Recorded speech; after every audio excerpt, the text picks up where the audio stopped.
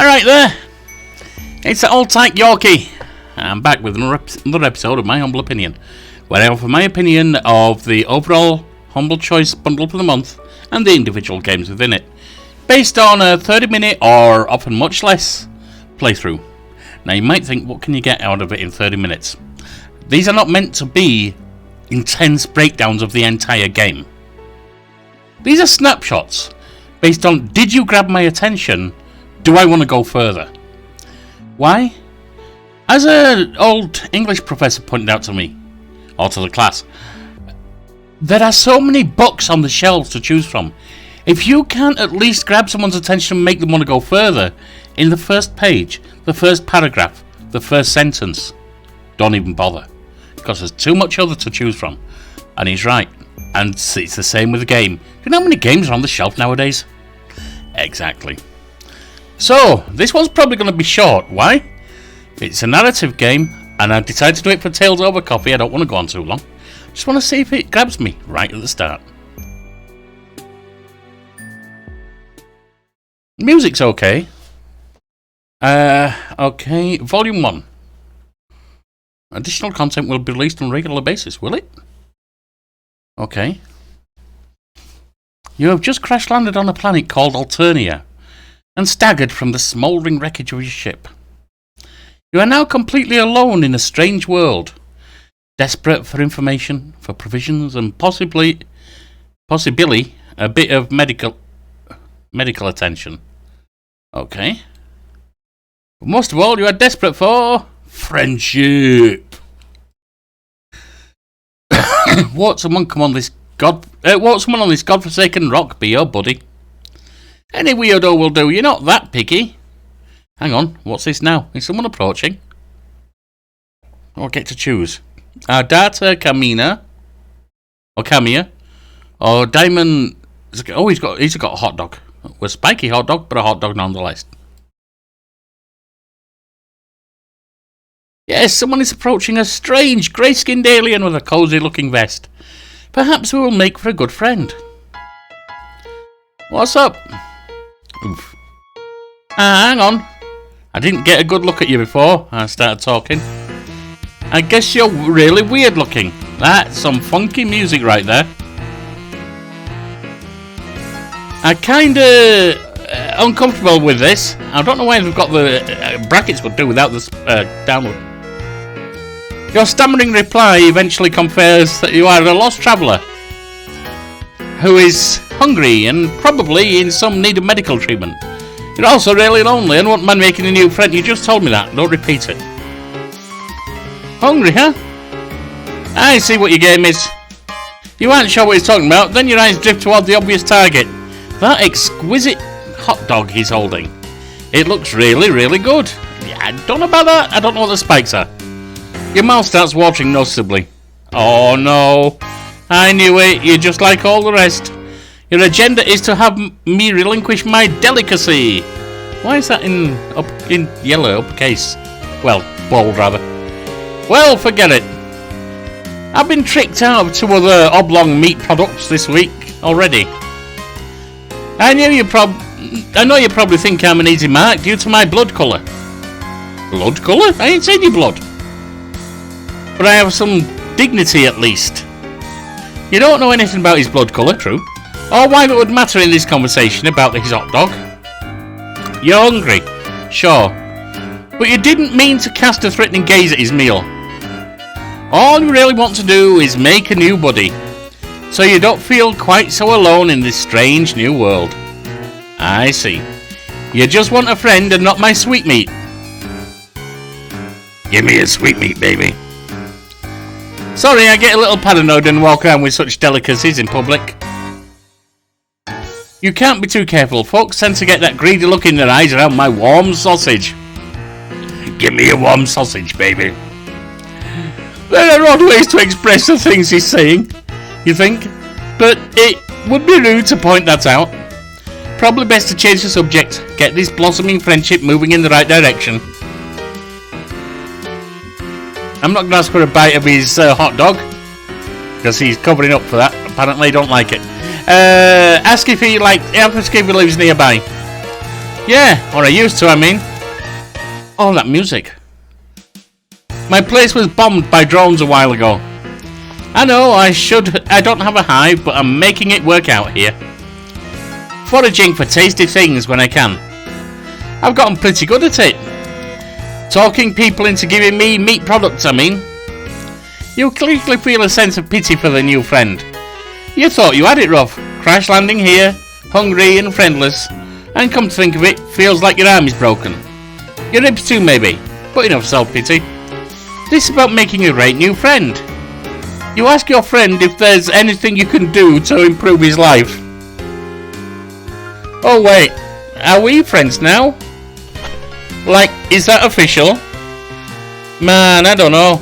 Why don't we slow it down a bit, see how things go? Not saying it's out of the question, I just think I should take some time and see if you're actually friendship material. Someone I trust, you know, not just another Lucky Lou gunning for my delicacy. Oh damn, you got out over your skis again. I'm sure that's a saying somewhere. Of course he's right, this is totally reasonable. You feel sure you can do what it takes to win him over. You make a mental note to avoid looking at or mentioning his hot dog, since it seems to be such a sensitive subject. It's not good when your hot dog's sensitive, I'm telling you. You do everything in your power to avert your gaze from the hot dog. You are aggressively not looking at it, in fact. Don't think hot dog thoughts, don't think hot dog thoughts. It's working. You aren't thinking about hot dogs at all. It's like he isn't even holding one. And no one even brought up the fact that the hot dog exists. He seems to notice on some primal level your current non-hot dog mindset. He smiles. You pay closer attention to the boy's face. It's a nice smile he has, actually. Very kind, disarming. A few freckles here and there. A mop of messy hair draping over his eyes. What a nice friend this would be to have, you think. It's kind of adorable, really, if you did disregard the prickly attitude about his hot dog. Okay, wait a minute, you don't want to start thinking about that too friendly. You should dial this down a little. Stick to the basics. You just want a cool new friend, nothing more. You should try to spark up some non-meat related conversation soon, before things get awkward. You wonder about his house. It got bombed? Yeah, you know. Routine drone passed through my neighbourhood. A little bombing, a little culling. That's how it goes round here. Well, that doesn't sound really good. I was a lucky one. My Lucius, not so much. Or Lucius, whichever, not so much. He's a goner. You don't know what a Lucius is, but you can deduce it was someone important to him, who probably died in the bombing. Rather overwhelming with annoying questions about his culture, you decide the right play is to show some sympathy. You reckon? Thanks, I miss him. Sometimes I think I enjoy savoury bun delights as a way of covering up the pain. They're so good, though it's hard to stop. Also, I favoured the juicy meats before he died anyway. I bet you liked his juicy meat, didn't you? It's something we did together. How did we start talking about my hot dog once more? Let's drop it, please, dude. Don't bring it up again. I didn't bring it up, but you don't want to correct him. The boy is clearly grieving. You see two faint red tears roll down his cheeks from behind the messy bangs. Your heart can't take it. You have to console this homeless boy somehow. Then he'll definitely be a friend. But what to do? Give him a reassuring hug. You open your arms and approach him with a posture of great compassion. You furrow your brow upwardly a bit as if to say, I know how hard it is. You advance and he leans backwards a little as if caught off guard by his sympathy. Maybe you're coming on too strong, but you know there's no turning back now. You don't just throw the brakes. That should be B-R-A-K-E-S. There's not many typos, but when they are, they're amusing. On an imminent, heartfelt hug like this. Breaks appropriate because we might have broken ribs. You embrace him awkwardly and it goes well for a moment until you realise your arm is broken, see? And they mention ribs as well. And it seizes up reflexively in pain. It jostles the hot dog in his hand, oh dear. And he bobbles it. You both gasp. You try to detach from the hug so you can catch the dog, but it's already on its way to the ground. In your attempt to save it, you stagger backwards and slip, The hot dog gets smushed under your big dumb ass the moment it makes contact with the ground. Damien lets out a shriek. Ow! Oh, dude, my dog! Yeah, I'd feel the same way if someone saw my dog TikTok. You scramble to get up in time, hoping you're not as owned as it looks. Oh shit! But your feet keep slipping, and your butt keeps grinding the dog into the mud. When the carnage finally subsides, you roll over and check it out. It's completely unsalvageable, just a gross meaty mud mash. Like the hot dog never even existed. Damien howls in agony and slumps backward against the tree. Oh no! Yep, this up so bad! That's it, man. I've lost everything. I'm not sure what the point is even of living anymore. I hear you, dude. You are absolutely mortified by your clumsiness and foolishness. You have a feeling you'll be thinking about this moment for years to come. During those insecure moments when your mind seems to be looking for any excuse to make yourself cringe with self-doubt and shame. I've had those moments. Still, you can't help but feel this guy is being a little unreasonable. It's just one hot dog. There are probably plenty more of those to come by for those who know where to look for these in this strange world. He himself said he makes a habit of enjoying these, so they can't be all that uncommon. Maybe he just has an unusual psychological disorder surrounding a fixation on this particular food. Yes, that could be it, poor guy. This just means he needs your support as a friend all the more. You won't give up on your friends, or for that matter people you're trying to desperately become friends with. That just isn't who you are as a person. You have an idea. You run it by him with a sense of optimism and salesmanship. The past is behind you. There is no need to wallow in self-incrimination and guilt over the hot dog incident. Damien picks up a little bit. You want to help me get another hot dog? Absolutely. It could be a fun adventure, you say. Something to bond over, to bring two new buddies closer together. Okay, you don't say that out loud, but you really hope it's true. I don't know. Could be a long shot. Sometimes it can be days before I'm united with another plump treat. Glistening with perspiration. Steaming. It shouldn't be perspiration. But okay. It shouldn't have sweat glands. Why does a hot dog have sweat glands?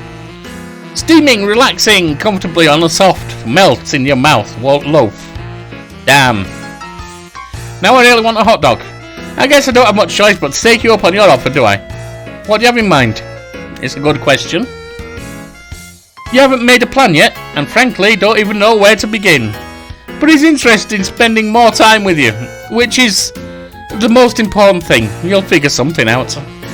You decide a display of confidence is called for here. A real show of leadership, to improve morale. You smile, hold your head up high, and tell him to follow you. You know exactly what to do. Not really, but you give no indication of that at all. He's definitely intrigued. You've got him hooked now, you think. He's probably wondering if you hit pay dirt. Finding a new friend with the hot dog hookup. Of course, you don't have the slightest idea where to find a hot dog. But you got to admit, you're enjoying the feeling of being important and valued by a potential friend. You don't want to do anything underhanded, yet you can't help but feel you should probably milk this social gambit for all it's worth. This way, you say, as you begin marching confidently in a random direction. He obediently follows and begins rubbing his tummy. You begin to feel nervous almost immediately.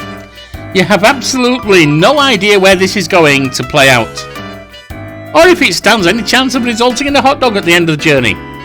Oh well, you'll figure something out along the way. You lead him through the streets, winding through the yards of strange-looking houses, and he follows. He takes care to make sure you both are not seen, which could get you both in trouble, apparently. The improvised circuitous route appears to provoke his suspicion. Dude, are you sure you know where a dog is? Seems like maybe you're lost. Oh, absolutely, you're absolutely sure you know where to find one, you say. You're just throwing anyone off the trail who might have been following you. He nods solemnly, as if that makes perfect sense. Phew. But you can't keep him guessing like this forever. You got to do something. Take some bold action to keep his interest in this wiener quest. You say this way, down here. This is a shortcut to the hot dog supply you're privy to. It's a motherload. In the sewer. And I'll leave it there.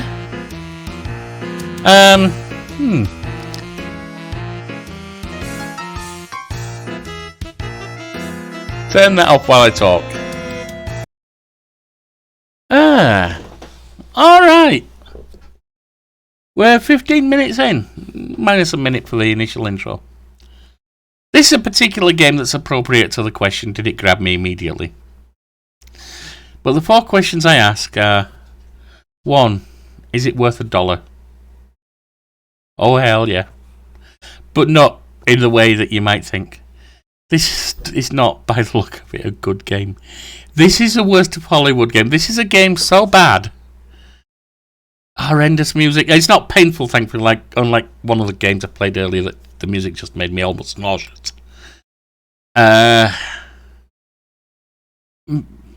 Horrendous music. Top story, just badly told. It's so bad, it's hilarious. I've damn near been rolling with tears in my eyes sometimes. I know comedy's not going to hit everyone the same way, but this is a Sharknado of a game. This is just bad in a funny way. Is it worth $1? Oh yeah, I've already gained $1 entertainment. I'll laugh my ass off. Is it worth $12? Oh hell no! Don't be bloody silly. Even if there's 20 odd chapters of this, it's not worth the $12. It might be worth $5. About the same size as a novel, small novel, whatever.